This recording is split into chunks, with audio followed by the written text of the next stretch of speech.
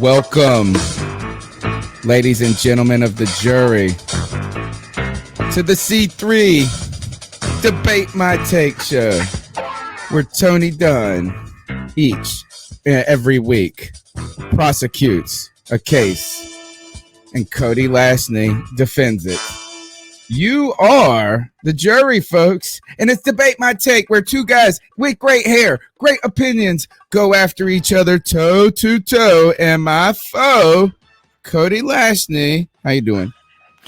Tony Dunn, I may not have passed the bar, but I come from the law school of hard knocks, and I'm coming to knock your head around for another episode of Debate My Take.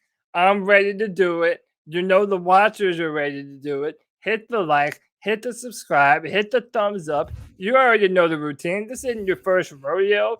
Tony Dunn, I'm ready to school you once again, my brother. Let's roll.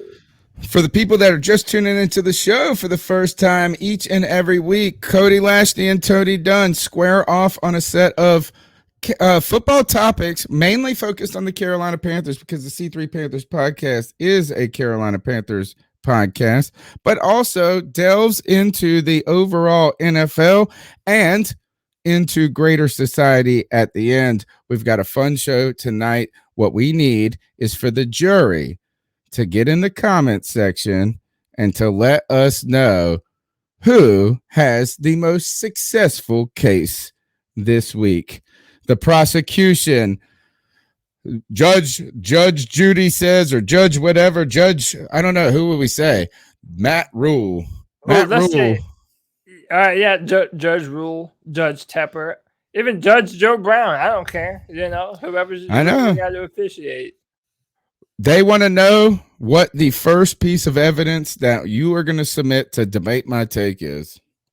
The first bit of evidence that we will present on the docket is, will Sam Darnold play for the Carolina Panthers again? Tony, you know what? I'm feeling extra generous tonight. If you would like to go first, I will happily oblige you. Here, I got to do this. Let me see. I thought about this one day. Come on. Oh, dang. All right. I have a virtual coin flip up. Oh, see if okay. I can share my screen. Okay. Let's see if I can just share my screen. It's not going to look as cool as I wanted to, but you get to call heads or tails, sir, or I can call heads or tails, and we flip, and the person who calls it right gets to go first. So tell me. Okay, let me call it. All right, what you got? Tails never fails, or heads always ends happily? Bro, give me heads so I can put it to bed, yo. No pun intended. It's tails. Tony Dunn is here. Yeah. All right. The prosecution goes first. Actually, I don't know. Maybe prosecution isn't the right thing. Either way, we're both prosecuting this. Will Sam Darnold play for the Carolina Panthers again? The answer is no. The answer to this is no. The whole move to IR is not coincidental, folks. This shoulder injury is minor. I know that they say, and it's easy for Matt Rhule to say, I'm not a doctor. And even Matt Rhule got a little testy when someone asked about the coincidental nature of this injury. What I think Matt Rhule has misinterpreted the question is not whether or not the injury is fraudulent. No one believes that the injury is fraudulent, but it sure feels like this shoulder injury is a way out for this team, a way out for them to get Sam Darnold out of the starting lineup, onto IR, and then out of the building quietly. Because now the timeline, because if Sam Darnold did not go down because of injury, the calls each and every week for him to be benched would only get louder. In fact, Matt Rhule had trouble not saying he should be benched last week anyway. Prior to the news that he actually had a shoulder injury, they asked if Sam Darnold was his starting quarterback, and he said, I have to go look at the tape. Like he wasn't on the sidelines, like he didn't see that travesty of a game, like he wasn't there. Oh, I got to look at the tape and see if there's something to work with. No, they knew there was nothing to work with at this point. But they also knew if they benched him and put PJ Walker in, that it would be validation that they got it wrong. It would be evidence that the Carolina Panthers screwed up in their decision to think that they could fix Sam Darnold at the expense of several draft picks. So what does this do? This saves face, not for Sam Darnold, for Matt Rhule and the decision to bring Sam Darnold in, because now you usher him out the door because of injury. After the season is over, you say, this just wasn't working out for us. We decided we got to go a different direction. You take the PR hit for 2 weeks, and then the story subsides as the news cycle goes on. But if you just benched him, you got to hear it each and every week to the end of the season. IR is smoke because they didn't want that smoke, Cody. Tony, listen, knowing that we picked up Sam Darnold's fifth-year option, that we're on the hook for $18-some-odd million next year, they better play Sam Darnold. I mean, listen, this is the guy that you brought in. You passed on Justin Fields. You passed on going to sign Cam Newton. There were other options available to you at quarterback. You could have kept Teddy Bridgewater if you wanted to keep a basic run-of-the-mill quarterback, which, by the way, Teddy Bridgewater is a better quarterback now than Sam Darnold, and the stats bear that out. And I'm no fan of Bridgewater. But listen, I think the Carolina Panthers have to own this mistake. I don't see us as being a playoff team anymore. So it's not like we're going to have something on the line to be competing for, Tony. And hell, if that was actually the case, where the Panthers strung off a bunch of victories in a row, they're not taking PJ Walker out, even if Sam Darnold does come back. But we all know that is a very unlikely situation to be happening. So you're looking at Sam Darnold either coming back against the Buffalo Bills or the New Orleans Saints. And those are 4 very tough games at the end of the year. And if Sam Darnold is only gone 4 weeks, it was an incomplete fracture. My man can't even complete a fracture correctly. Okay. But if he really is coming back around that time, they need to know what they have in Sam Darnold, and they paid the man. They need to play him. So, Tony, I don't know if it's what will happen, but Sam Darnold should absolutely play if he can. I am going to say we have not seen the last of Sam Darnold as a Carolina Panther, as much as that might sadden us all. Next piece of evidence, please. The next piece of evidence pertains to Joe Brady. And it was revolving around, is there anything Joe Brady can do to salvage his job with the Carolina Panthers, or is he destined to leave this football team?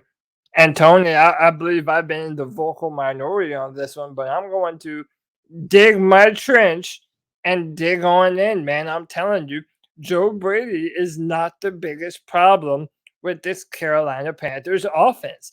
And as long as the quarterback play on our football team remains as bad as it is, as long as our offensive line remains as bad as it is, I'm here to tell you, whether you like it or not, Joe Brady is never going to be the scapegoat for this offense. He is not going to be the one fired for how putrid this offense actually is. Keep in mind how many drop passes that we've had, how many times Sam Darnold has overthrown his receiver, or how many times the receiver just hasn't been in the right position or ran the wrong route. I mean, all of these plays, if that one thing would have been done a little bit different, Now we're talking about positive yardage. And then maybe we're having an entirely different conversation about Joe Brady. Listen, I'm not saying that he's lived up to his billing, but I'm certainly saying that there is nothing that has been directly tied to him that has made this offense so bad that it means Joe Brady has to be fired. I'm sorry, Tony Dunn. I do not foresee a scenario where Joe Brady is going to be fired. Now, I could see another team like LSU coming knocking at his door after the season's over and him deciding to move on to what he might consider to be greener pastures. But Joe Brady is not getting fired, Tony. I'm sorry. It's just not reasonable. It's a compelling argument. The defense has made a compelling argument for Joe Brady to not be fired, or at the very least to take a courteous upgrade of a job, but going to college. But I'm going to tell you this. And you know what? There's been some evidence that the jury has not seen yet that makes my case harder to make here. And that is, we just hung out with David Newton from ESPN, and I got the sense, I got a little bit more confidence, a sense of more confidence in the stature and longevity and the vision of this coaching staff than I had previously going into that interview. Check that out. You're on the channel. I don't agree with it, and I do think that there is some concern if this ship continues to sink as fast as it is, that everybody is jumping off, finding their own life raft. But right now, I do think this is for the sake of argument, and actually for the sake of my opinion before that interview. I do think I don't see a foreseeable pathway where Joe Brady is the offensive coordinator for the Carolina Panthers, and I'm going to put a caveat on it.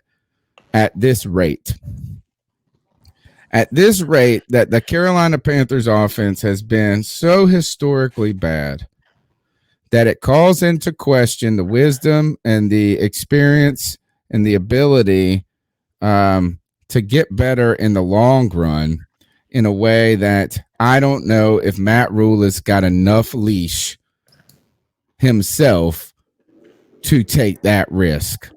So I kind of feel like if this season continues on the trajectory that it is at, and the narrative continues to remain that this offense habitually lets down a defense that could deliver you to the playoffs if the offense was just partially capable. I mean, you look back at this New England game, 2 turnovers in New England's area, and you get beat down and you get 2 field goals. And that's it. And those are your only points. So there is no other scapegoat. There is no, the defense isn't producing enough, and that's caused some pressure on the offense. The offense is the pressure point of this team. And the lack of pressure that this offense can put on other teams is disconcerting. So I think at this trajectory right here, that this becomes a situation. It's Joe Brady, or I stick with Joe Brady, and then it turns out to be both of us that are getting fired. That would be scary stuff. Right now, I just don't know how Joe Brady is going to make this offense better with the parts that he has. Unless this is addition by subtraction with Sam Darnold, and all of a sudden it gets an inkling better. If this offense gets an inkling better, maybe Sam Darnold could be the sacrificial lamb that people need. Right? I mean, if you get in there, if you win a game with PJ, one game with PJ, or you go and get a veteran, some sort of quarterback that they think that they can manufacture at least a competent offense to where you can put up maybe 10 points, 13 points every now and then. If this offense gets better without Darnold, maybe Darnold becomes the sacrificial lamb. But on this trajectory, I think it's Joe Brady, and I think Joe Brady has to go, or else everybody may have to go. And Tony, that kind of segues into our third question, because it's kind of related. We're talking about Panthers present and Panthers past. Did Joe Brady hinder Teddy Bridgewater's performance as a Carolina Panther? And I'm going to go first on this, Tony Dunn, because I want to stay consistent here. And I'm going to say no. No, he isn't. What you have found out, and listen, I have to swallow my pills too, man. I thought Sam Darnold was going to be a better quarterback than Teddy Bridgewater. And Tony Dunn, the fact of the matter is that just isn't true. Bridgewater had less interceptions. And not even close, even. It's not even close. He has That's less the thing. interceptions. He has more throwing yards. He has a better quarterback rating. His accuracy percentage is way higher. His depth of target is higher. I mean, listen, overall, Teddy Bridgewater just kind of proved himself to be good enough to make a very meager circumstances actually look a little bit better than they were. The fact that we did have 3 receivers that were almost at 1,000 yards. 2 of them surpassed in DJ Moore and Robbie Anderson. Curtis Samuel got close to that 1,000-yard mark. But again, I go back to this conversation where I see no evidence to say that Joe Brady specifically is the issue. I mean, once again, he was a first-year offensive coordinator in the NFL last year, so he's still figuring things out. And then when you couple all the other issues that I mentioned in the previous segment, no Christian McCaffrey, which again he had to deal with last year, but he had to deal with receivers dropping passes, and then Sam Darnold really being an inaccurate quarterback who's hesitant on his feet inside the pocket, even from a clean pocket. And then on top of that, Tony, one of the things that I think you and I both agree on is that this offensive line is somehow worse than it was last year. And I think that when you couple all those things together, it doesn't absolve Joe Brady of the problems of this offense. But what I'm saying is that the difference in quarterbacks is more of a testament to Teddy Bridgewater than it is Joe Brady and his system being detrimental to the development to any of these quarterbacks. So, Tony, I'm here to tell you that is false. Joe Brady turns out to be. It turns out I was wrong. I was wrong. I was too hard on Teddy Bridgewater and not hard enough on Joe Brady. Joe Brady held Teddy Bridgewater back, or maybe we can rephrase this question a little bit. Maybe Teddy uplifted Joe Brady. Is that maybe this isn't holding Teddy back? Maybe Teddy Bridgewater made Joe Brady look better than he is, and he was. Because if you think about our criticisms of the dink and dunk offense, right? There was no Christian McCaffrey, and you're like, oh my gosh, he still made all these 1,000-yard receivers. Well, I think there was only 2,000-yard receivers. One was all purpose or whatever, and then Mike Davis was kind of churning up in there. It turns out that, is that you just got the ball to playmakers in space quickly, and they ran with it, and they got things done.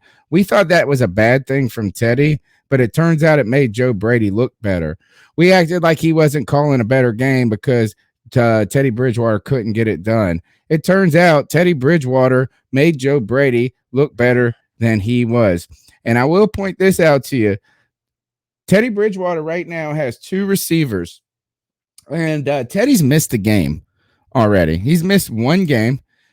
He has lost Jerry Jeudy, right? I mean, his top receiver. And right now he has Cortland Sutton has 580 yards received, 88 yards receiving, and Tim Patrick, who nobody had ever heard of before, has 509 yards receiving. He's got 2 guys right now that are on pace for 1,000 yards, and he ain't dinking and dunking. He's driving it down the field. His his arm strength is still not crazy impressive. Like, he ain't zipping it on a rope or anything like that. But Joe Brady was holding Teddy Bridgewater back, And Teddy Bridgewater was dragging Joe Brady along at this point. And right now, there's more evidence for that than against it. All right, we'll have to agree to disagree on this one, man. I hope for our sake that I'm right, because I have a feeling that Joe Brady will not be out the door anytime soon. But let's turn our attention to another coach, Tony Dunn. Let's turn our attention to the head coach himself, because Panther Nation has really been speculating that our boy Matt Rhule maybe used this injury as a kind of a sneaky reason to kind of move on from Sam Darnold without outright benching him. I mean, after all, this speculate injury, it ended up, it was 2 days before it was diagnosed. And they said that it happened on a hit sustained to Sam in the second quarter, but he really didn't take any time big hits in that second quarter. Tony, I'm going to pitch this to you first. Is Matt Rhule playing some underhanded games here and maybe not being so truthful about Sam Darnold's status? What do you believe? Of course he is. Of course he is. And this is part of the game.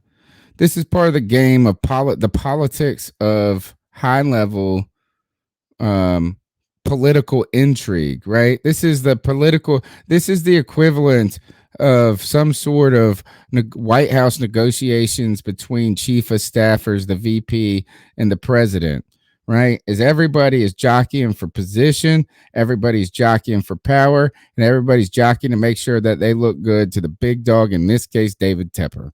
But I tell you this, is Matt Rhule, of course, look, they messed up. And what I've heard is this, I was listening to John Ellis from the Roar podcast, and he said somebody inside the building. Now, I always get shady as someone inside the building. What does that mean?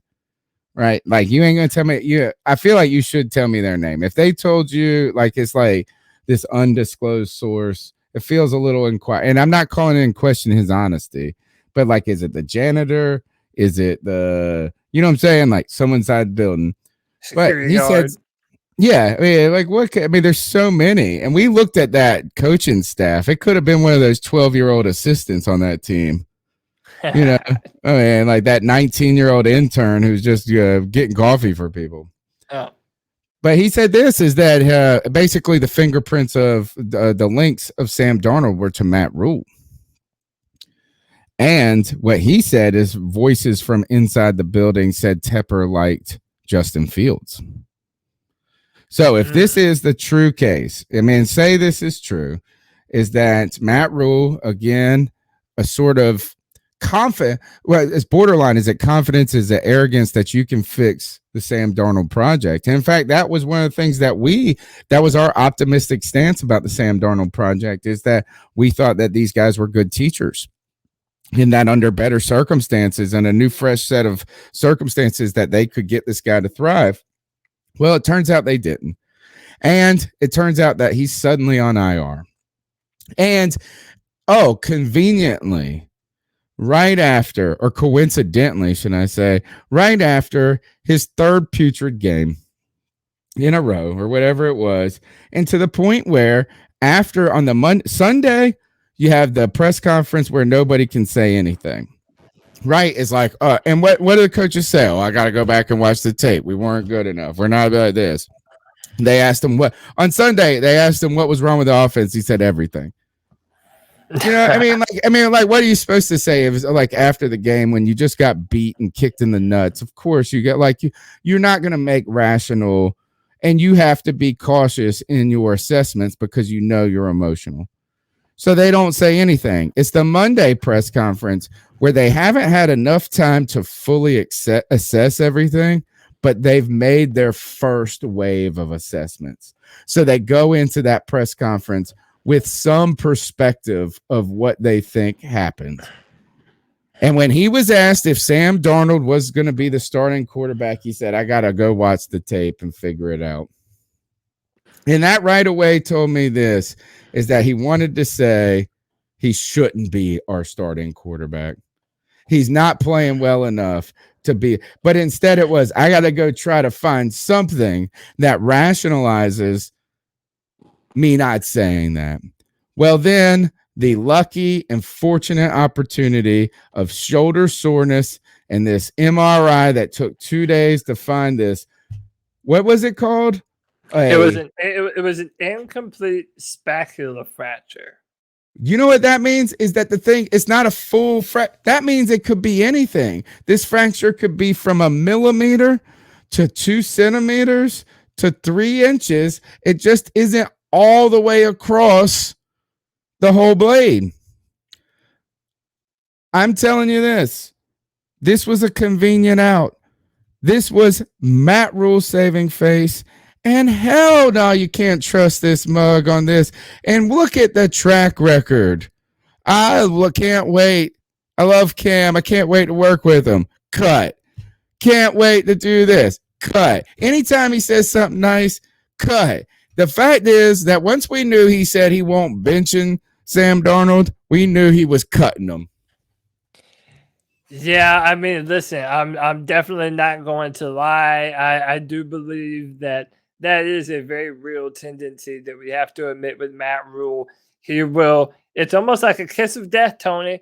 He'll say one good thing about you, and boy, that's your ass, man. You know it's your. I never cheat on you, baby. I never cheat on you. You know what that means? He just got his dick sucked by a $2 hooker in the alleyway 2 minutes earlier. Dude, look, Matt Rhule. I don't necessarily know if he is outright like bold-faced lying about this. No, he's not. He's not. It's even if they're exaggerating. What I think is that they quite frankly thought that Sam Darnold would be more than he was. And I think on the same play that he got a concussion, he hurt his shoulder. Yes. And something that we haven't really, we've talked a lot about, well, we know that Cam Irving has an injury history. We know that Pat Elflein has an injury history. Well, like it or not, Sam Darnold has something of an injury history himself. And we really didn't know if he was going to be able to stand up to a full schedule and how long he was going to make it through the season. I think that we're just seeing that all the way around. This is everything falling apart. Sam's play has regressed. And then now I think that because Sam Darnold is hurt, he was already in his own head, Tony Dunn, seeing ghosts even from the rare clean pockets that Carolina would provide him. But overall, I think that injury, when it happened to him, it shook his confidence even more, and he just can't recover from it. So I think that injury, on top of Matt Rhule said, you know what? I'm going to have to save this organization from the decisions that we've made. And if we have to pinpoint this one injury as the reason why we're benching Sam Darnold, then yeah, I'll do it. We'll put him on IR just to make sure that he gets full and healthy. But I do believe that it was a legitimate injury. And I do believe that they're just using that as a scapegoat in order to get Sam off the football field. I don't think it's an endorsement on PJ, but it's just telling you what this entire organization thinks about Sam Darnold. It sounds like we kind of agree on this one. And on top of that is one other piece of evidence, since we are kind of walking the same line here and just different angles. You know what Matt Rhule did not say at all when it came to this injury? We look forward to getting Sam back as quickly as we can. Sometimes it's what you don't say, huh? Is that not what, if you thought you had a better chance to win with him, aren't you trying to say it's better for us to sit him and not take any risks and try to get this healed up real quick and get back on track as soon as we can? Sure. No mention of return back, Sam Darnold. No, if he was Aaron Rodgers or a Russell Wilson or a Patrick Mahomes, or anybody that was, if it was Teddy Bridgewater. Yeah, people would have a countdown clock until they were ready to return. Yeah, no one has a countdown card for Sam. Sam Darnold's days are done in Carolina, folks. Man, talk about a short run. He made it a full 9 games. Oh no. 9 weeks. 9 weeks. All right, what's next? The next one is, I mean, we save our non-football topic for last, but as far as football conversations go, we had to save the best for last, Tony Dunn.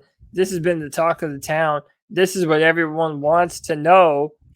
Do we need to have a reunion with Cameron Jarrell Newton here in Carolina? And Tony, look, I know we both kind of halfway agreed with each other on the last one. I kind of have a sneaking suspicion that we'll probably do it again. I don't even care, man. You have to bring Cam Newton back. Listen, because everybody gets what they want. If you're a Cam Newton hater, which we now know that there are many of, you think that he's going to come in and prove to everyone that he's a subpar quarterback that doesn't have the talent anymore, whose years are behind him, who just cannot make the plays. But you might also reveal what Cam Newton actually has left in the tank. One, he's only 32 years old. That is not old, especially when you look at guys like Tom Brady and Aaron Rodgers still playing how they're playing.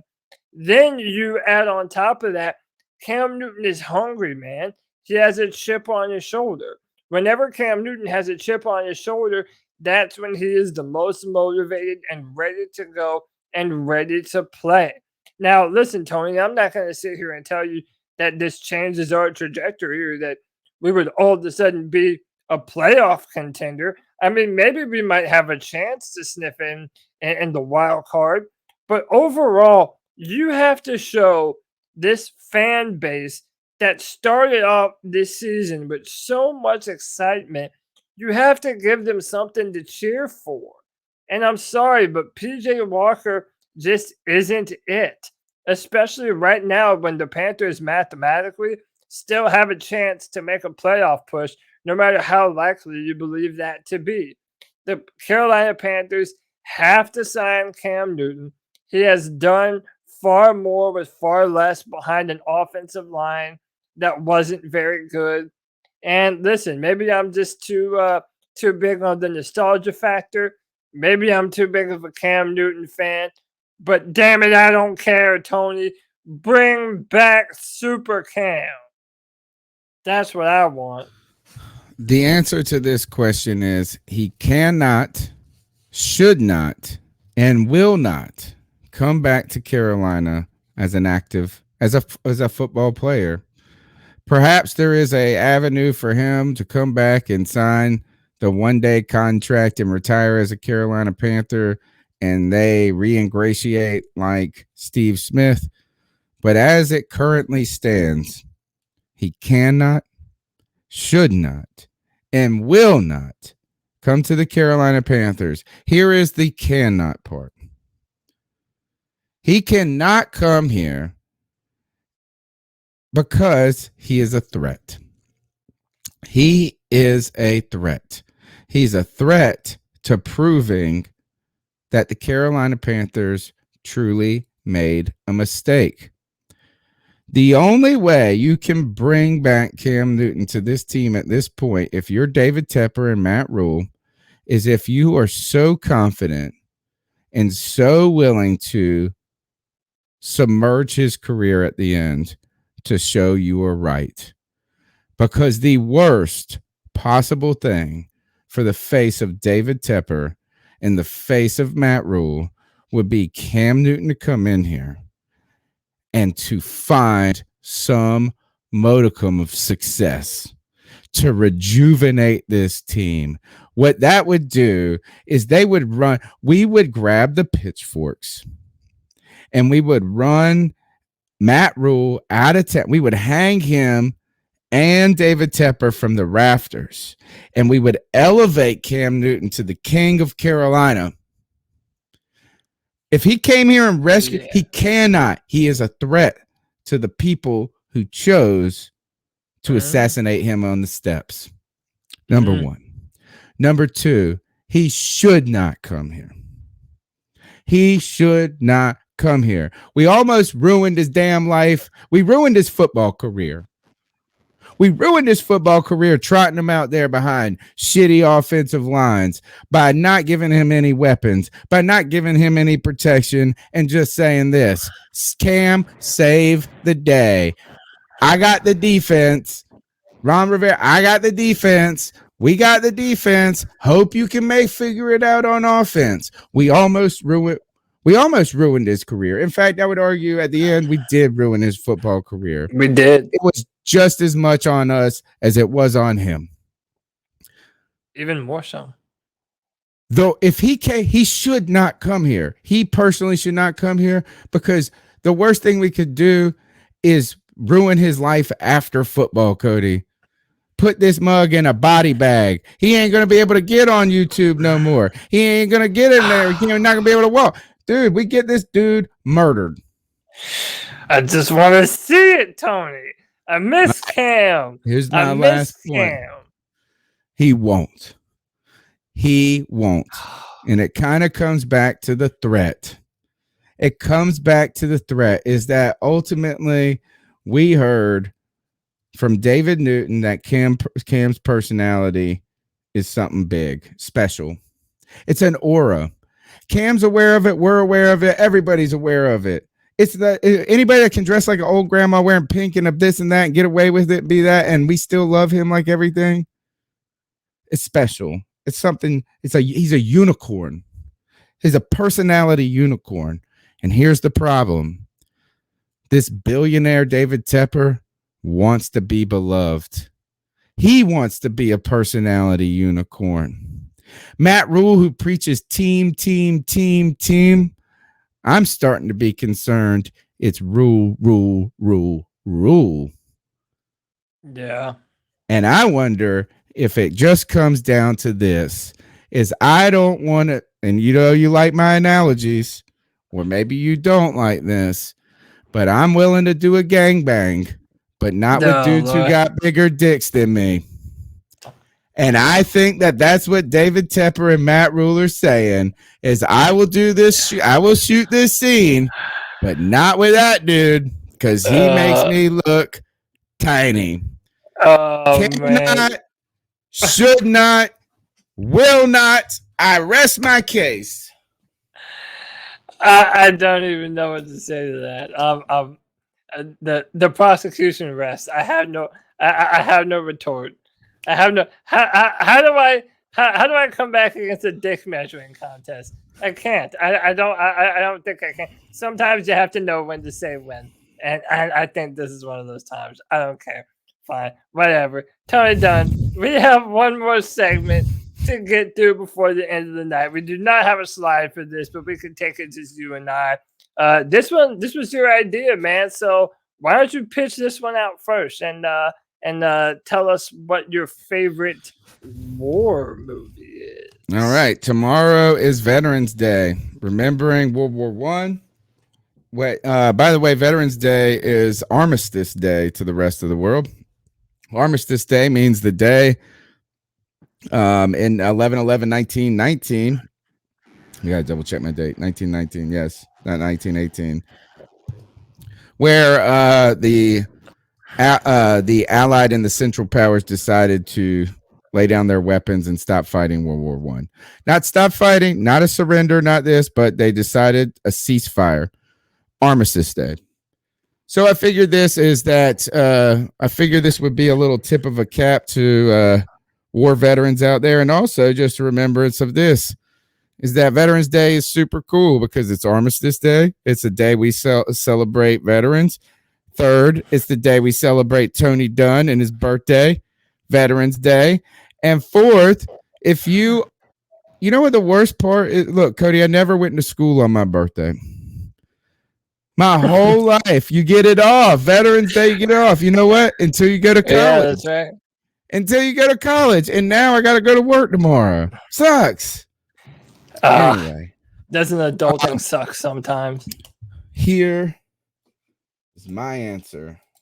The best or actually my favorite. Let's just this. It's not the best.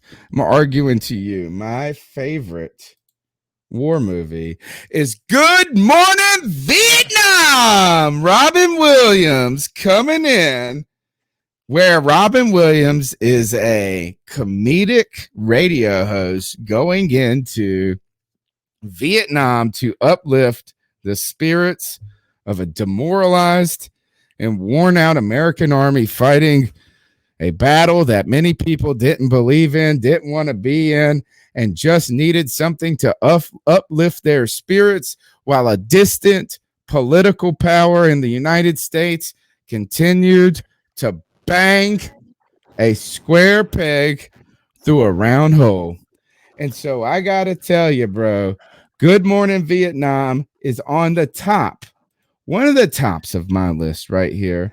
And of course, I did something stupid, and I had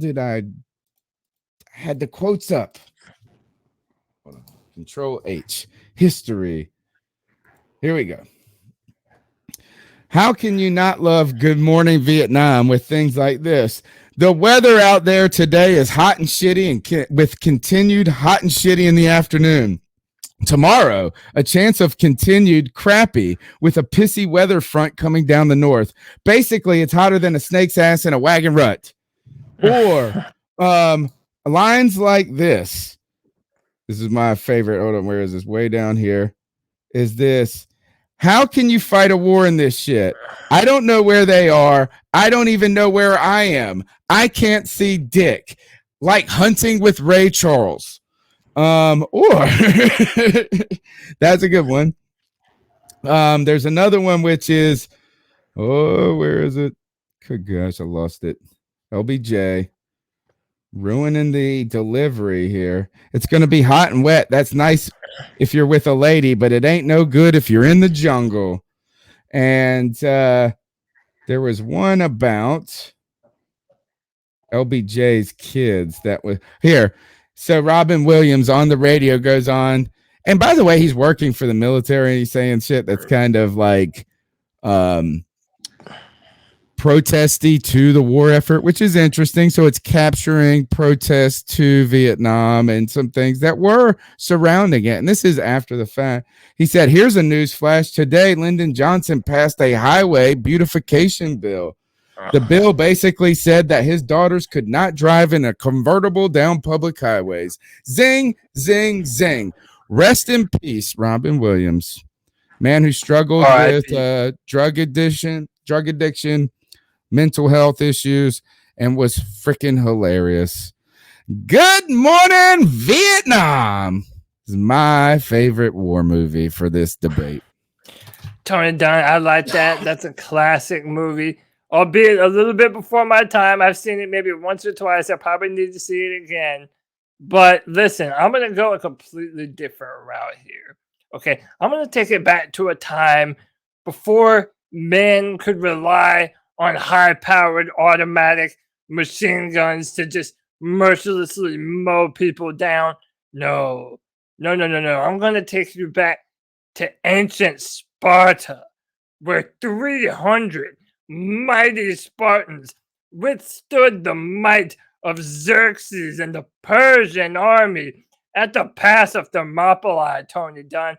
I'm talking about the great king of Sparta, Leonidas, straight kicking fools down into pits of oblivion, implementing war tactics such as the V formation, cutting people off at the pass, taking their legs out from under them.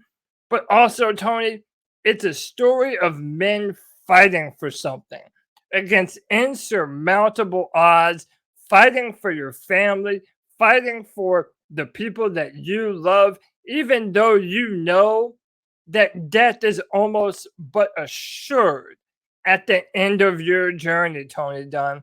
I think it is one of the greatest war movies of all time. That's one of the movies that really kind of turned on much of the larger world to the genius that is Zack Snyder, the director of that film, that would cause him to make many more movies after that. Tony, it's a visual masterpiece. If you have not seen it, I absolutely recommend it. It has some loose history notes, but it also doesn't take itself too seriously. And hey, Tony, it is the movie for a man's man. If you like blood, if you like gore, if you like violence, if you like sex, who doesn't love all those things I just mentioned, Tony Dunn? Come on. 300 is the movie for you, and that's why it is easily my favorite war movie. Easy. Turns out they did not have guns and bullets, but they did have HGH when it came to, according to that depiction. One other thing about that movie is, wasn't that the first or one of the earliest movies that did the slow speed blood droplet thing? Like, where it's like where someone gets their head cut off or something, and the blood and it's the droplets flying through the air, and it's like through the air. Yeah, man. Right, awesome. So, since we stuck to movies though, and since you like that, I'm probably sure you've seen this then, because this is not a movie, but I got to tell you, it is one of my favorite shows of all time. And my wife makes fun of me of why I love it so much. But Spartacus. Oh, have you seen the Spartacus shows done by? You mean the old one? Was it I'm Spartacus? No, I'm Spartacus. No, I'm Spartacus. No, the one that's done. It's a 3-series. Oh, you mean the show that was on Stars? Yes. Yes, I have seen that show. So fucking good. It is fucking really good. And the fact, another guy that guy died from cancer that was in the first season, and which kind of interrupted the flow, which then, because they were trying, so then they did this prequel series, Blood and Sand, which was awesome too. And then, awesome. I mean, all of it was good. But then it just got interrupted. The timeline, whenever a timeline of production gets interrupted, it kind of really screws with the momentum of a show and your ability to hold on to a cast and hold on to writers. So I think that's what happened with it. But it took a lot of cinematic cues from 300. Yeah. And some attitudes about how you display battle and cinematography. Kind of like the explosion scenes. How do we do explosion scenes without bombs? Right? Yeah. And so I love this show. When I first came out, I was like, this is the best. I mean, because I'm a history buff, and I like anything. I like historical fiction, even, and you have to have a grace with historical fiction to where if you require it to be fully accurate, you're always going to be disappointed. Right? Like it's just not feasible. So it's like, does it capture a story, is what one professor told me once. That was his kind of measure of a historical movie. Does it capture kind of an essence of, so we can forget? Because I remember I took this ancient Roman history class when when Gladiator came out. I was in an ancient Rome class at the time, like a 3,000 level class in my bachelor degree. And everybody's like, did you see Gladiator? And the guy was like, his name was Dr. Papulus, old Greek guy, dude. And he was like, did you see the statues in the background? They were clearly from the 4th century. And this was the third. Anyway, you went full historian nerd on. Right. But then I had another professor who said that you got to overlook the historical minutia and see if the movie portrays a historical story. Yeah. In a way. So anyway, I was into this. I was like into this. I showed my wife. I tried to get my wife to watch it with me. And she just goes, we watched like one episode. She goes, you just like this because there's fucking killing and tits everywhere. Dude, like, hey, a lot of maybe killing, you're right. A lot of tits and a lot of dicks. Dude, they are not averse to showing some Roman gladiator schlong, dude. Well, don't expect David Tepper to sign them to a one-day contract. No. Maybe Cam Newton, but yeah, not Dave Tepper. All right. Fun show tonight.